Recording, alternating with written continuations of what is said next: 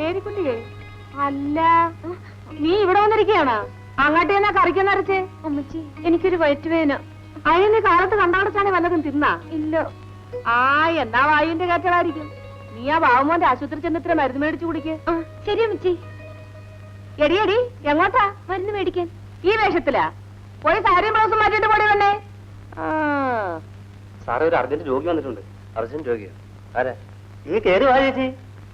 ഈ ഗുളിക കാലത്തും വൈകിട്ടും ഓരോന്ന് കഴിക്കുക.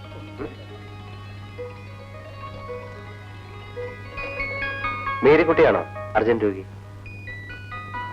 എന്താ വന്നത്? എനിക്ക് നെഞ്ചിനകത്ത് ഒരു വേദന. നീ വരൂ. ഇവിടെ കയറി കിടന്നേ.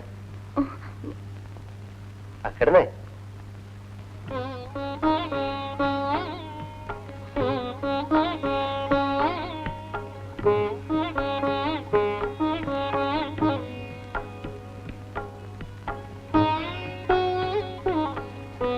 ഇവിടെ വേദനയുണ്ടോ? ഇല്ല. ഇവിടെ? പിന്നെ എവിടെ വേദന?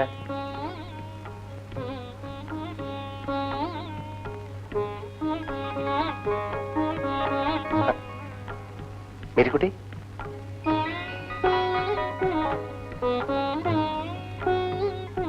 നീ എന്താ കണ്ണടച്ചത്? ഞാൻ നോക്കിയിട്ട് അസുഖമൊന്നും കാണുന്നില്ലല്ലോ. ബാബുമോനെ, ഇങ്ങോട്ടൊരു സോക്കേടുകാരി വന്നല്ല. ഇവിടെ ഉണ്ട്. എന്നതാ മോനെ ഇവക്കടെ സോക്കേട്? ഇച്ചിരി കൂടുതലാ. 10 ദിവസം ഫുൾ പട്ടിണി കിട്ടാ മതി, മാറും. അരുളപ്പാ, എടാ അരുളപ്പാ. എന്തോ? ബാബുമോന് ചോറ്. അമ്മച്ചി, കൂട്ടാൻ എരിവ് കൂടുതലുണ്ടോ? നീ പോടാ.